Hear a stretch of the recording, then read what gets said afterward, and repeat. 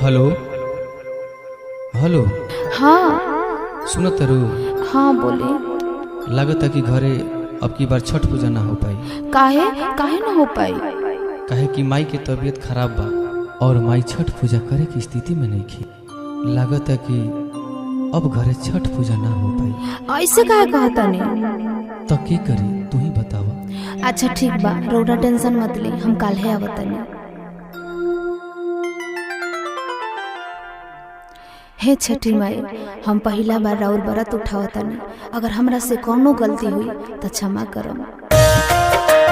जय छठी मैया, जय छठी मैया।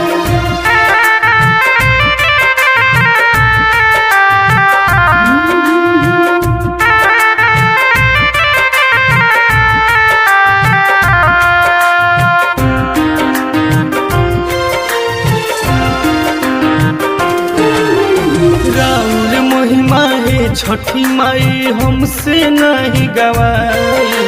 राउर महिमा है छठी माई हमसे नहीं गवाई। सबसे पहले रउआ के नमन by my, Naman by my. सबसे पहले रउआ के नमन by my, Naman by my. जल बिच खाड़ बाड़ी तिवई कब से नहीं लगाई। सबसे पहले रउआ के नमन by my, Naman by my. सबसे पहले रउआ के नमन by my, Naman by my.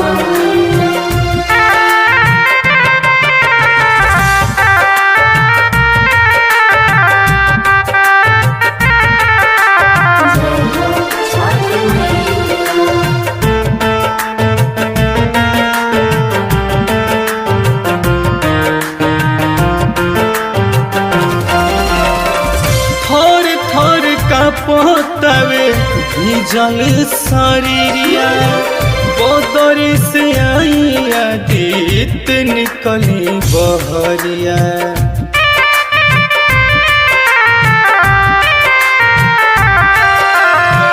थोरे थोरे का पोतावे जल शरीरिया बोदरी से आई आदित निकली बहरिया। भूखल पियासल बारी बरती शरण में सिसावा झुकाई। भूखल पियासल बारी बरती शरण में सिसावा झुकाई। सबसे पहले रउआ के नमन by my, Naman by my. सबसे पहले रउआ के नमन by my, Naman by my.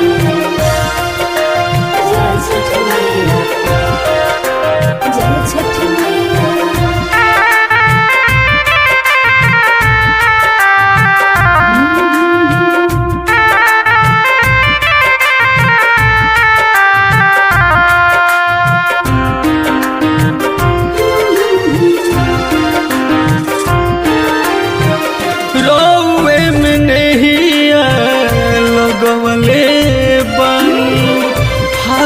से दौरा सजावले बनी।